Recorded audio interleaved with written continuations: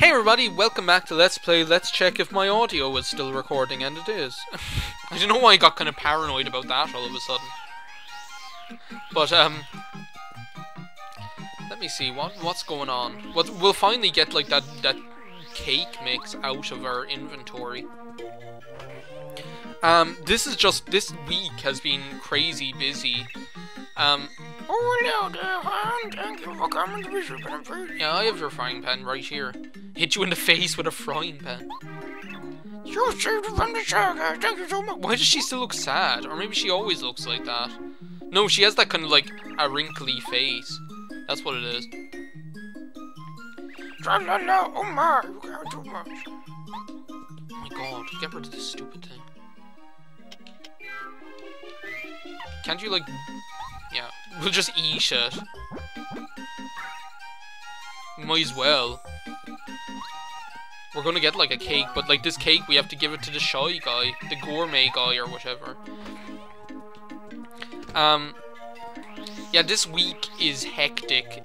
Like it's just been a lot of contacting people. There's still more people that I have to contact, and there's still more stuff that I have to do. There's just a lot of stuff going on, you know.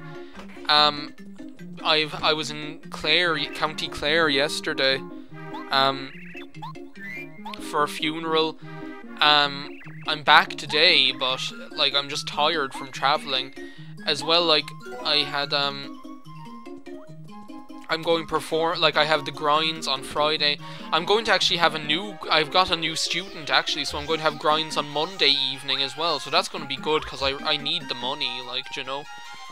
It's going to be handy because, like, I'm a saver, so as soon as I get money, I'm going to be saving. Like what I do is, like, if I get money, jump, charge, spin, smash, speedy spin. See, I think this jump charge can actually be good because, like, if you use it in conjunction with the power bounce, it's good because it charges you up by 2. But the thing is, with power, it's better than the smash charge because whereas, like, with the smash charge, you're only hitting them once. If you use power bounce, then you're hitting them multiple times, you know?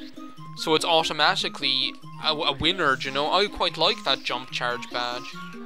I like it more than the smash charge, but, so... Like, I mean, I'm gonna have a new student, so that means I'm gonna be a bit busier in general. The other thing is I'm playing there's like an event on Saturday here in Cork, and it's called the Sonic Vigil. It's basically for new avant-garde music and art installations, sound installations, or whatever, sound art installations, you know, things that are a combination of the two. As in, like, See, there's a difference between mixed media and intermedia, and I'm not going into it right now, because I'm not actually sure what I feel about the difference myself, because it's such a vague kind of difference between intermedia and mixed media. I think, like, the best way that I could describe it as intermedia is the complete and utter fusion of two different media. So let's say, like, do you know the way, like, a music video is mixed media? Like, let's say, like, a music video for Shania Twain or something is mixed media because, like, it's like the video is just accompaniment to the music, you know? Whereas intermedia is where you kind of, like, stop knowing where one thing ends and the other begins, you know? I think that's what my definition of intermedia would be, is that point at which you stop really knowing what the art is, you know, whether you classify it as sound or whether you classify it as visual art, performance art, whichever two media it might turn out to be. So I think that's what I'd call intermedia, you know, whereas mixed media, the difference is, like, you're using more than one medium to create your piece, like your art, but the boundaries between those multiple media forms still remain clearly defined, as in you can tell which one is which. There's kind of a power relationship between one form is subservient to the other, and one is more dominant. So you kind of have that kind of, you have those kind of clear boundaries, but so yeah, there's gonna be, it's all like new music, avant-garde sound installations, things like that. I'm gonna shut up about that for a minute, actually. I'm in the mood. I'm famous. And it's with cake. Yeah, I got your cake right here, buddy. Oh! Oh! Oh! Delicious! This is lip-smacking good!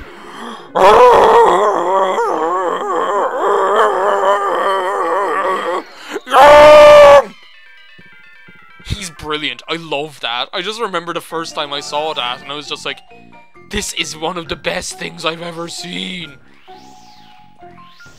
But yeah, he dropped that cookbook, so now we can bring that to Tasty, and she'll be able to use like more than one ingredient to make better recipes. So, okay, now this is what we're looking at here with the ice power badge,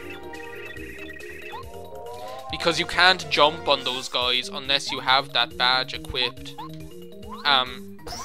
Because they'll just it'll hurt. It's like jumping on a spiky enemy. But if you, I think it hurts you if you jump on them anyway. Whereas if you jump on them with the ice power, they do a lot of damage as well. Holy crap!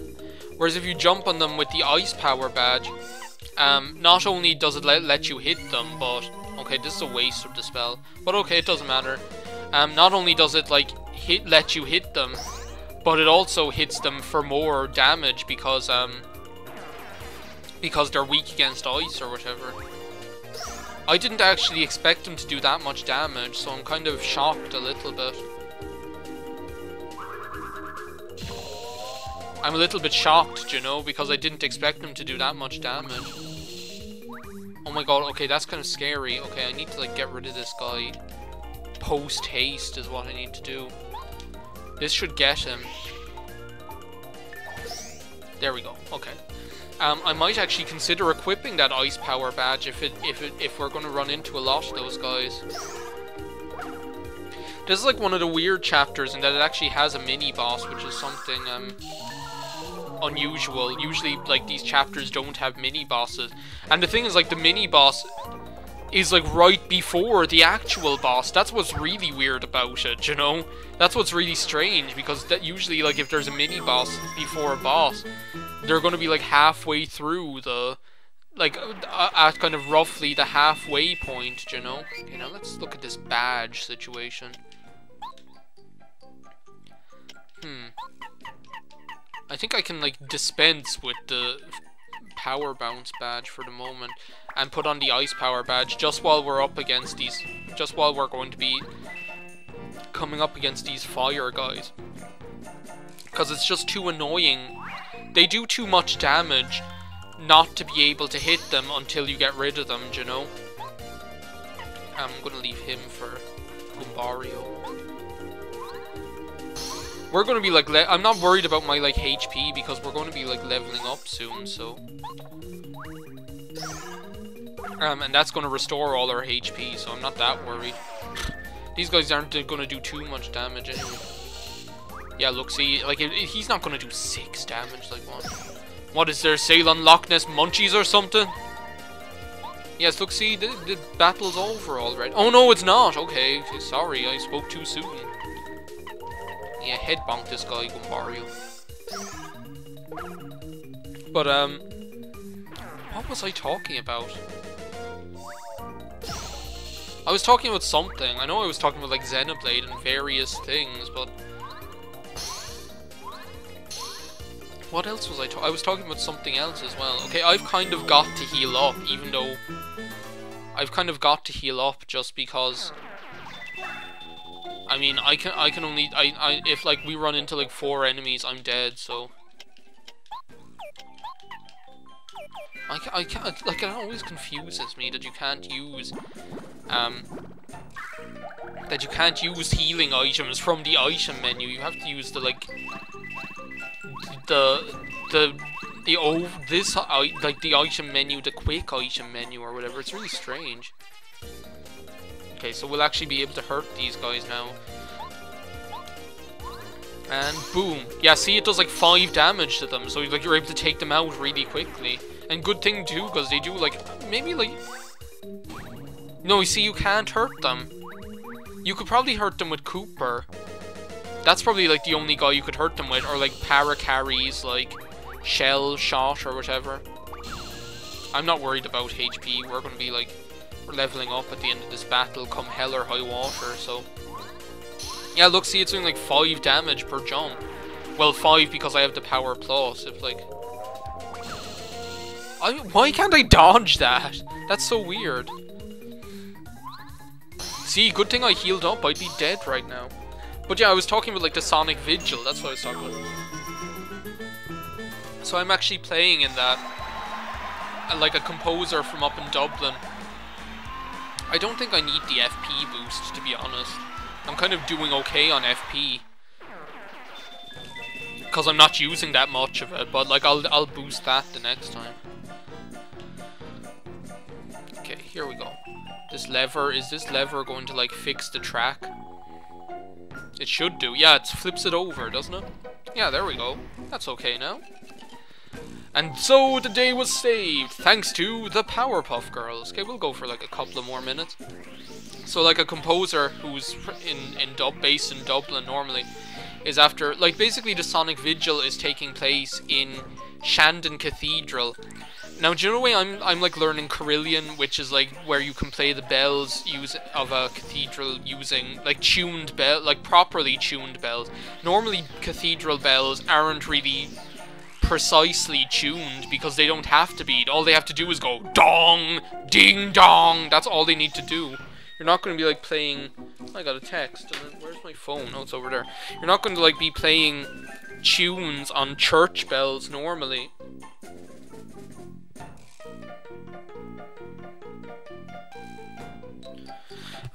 That was just something about Irish music.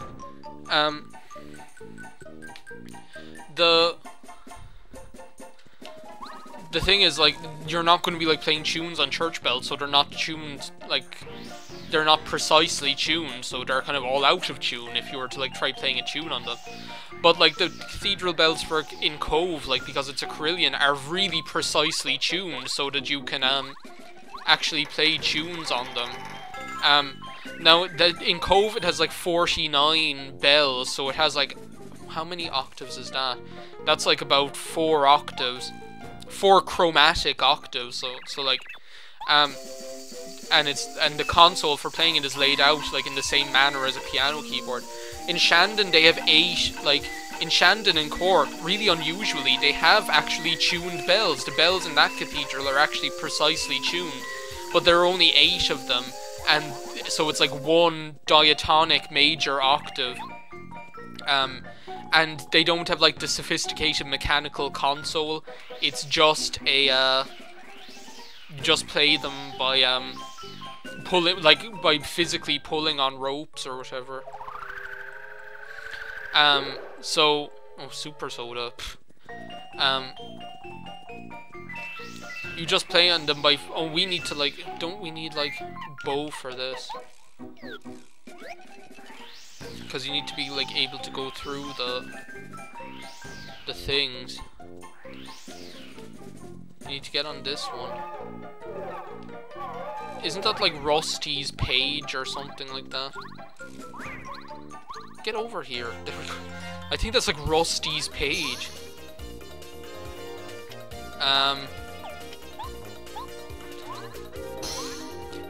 Yeah, so like funnily enough, like the bells in Shandon are tuned, are accurately tuned, so you can actually play tunes on them. But it's not like as sophisticated as a carillon. There are only 8 bells, so you can't class it as a carillon, because a carillon has to have, I think, at least 2 chromatic octaves to be able to be classed as a carillon or whatever, as opposed to just bells that are tuned. So a guy like from a composer who's normally based in Dublin has written 2 pieces for the bells in Shandon. And he needs... I should have, like, attacked that other guy at the end, because he was going to attack me and die anyways. Oh well. Too late now. Hindsight is 20/20 and all that. But, yeah, so he needs, like... It needs, like, 2 people to play it. So I'm going helping him play it. So the 2 of us are going to be playing, like... a piece like that opens up the Sonic Vigil and a piece that closes the Sonic Vigil, because the Sonic Vigil is going on for about 6 hours. It's going on from about 3 o'clock in the afternoon to 9 o'clock in the night, so in the evening I probably should say. But so yeah, I'm going to be playing in that, so that's another thing that's happening this week, as if I weren't busy enough already. Now, I'm really happy to get the chance to be able to... The mystery note, yeah, that's Rusty. Okay, now we have to, like, watch this, isn't it? Is this the thing that, like, gives us our...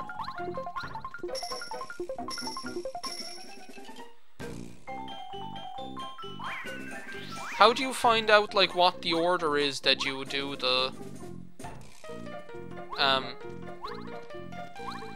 The order is for hitting the boxes. I can't remember how you do that. I can't remember how you do this either. I think it's something to do with para-carry, if I'm not mistaken. This should work. It's just coins. Para-carry's shadow is throwing me off. Oh, get up there. There's like something in here, isn't there? Oh yeah, star piece. Whoopty frickin' do. How do you find out, like, I can't remember, like, how you find out the order in which you're supposed to hit those, do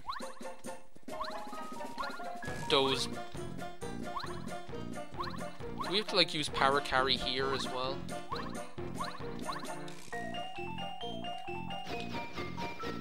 I can't remember how you figure out the order you have to hit those boxes in. I presume it's in here somewhere. Or maybe you have to, like, come back there at some point, the dictionary. Then who's the mystery note for? What do you do with the mystery note? Oh! You get, like... Oh, okay, that's it. I think, like, the mystery note actually tells you... Is that what it is? That the mystery note tells you the order in which you're, like, intended to hit the boxes? So the mystery note tells you the order to, like, hit the boxes.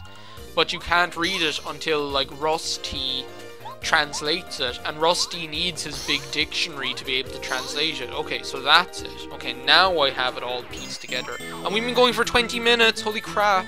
Okay, in the next part we're going to bring Rusty's dictionary back to Rusty. But first we're going to get to a safe location.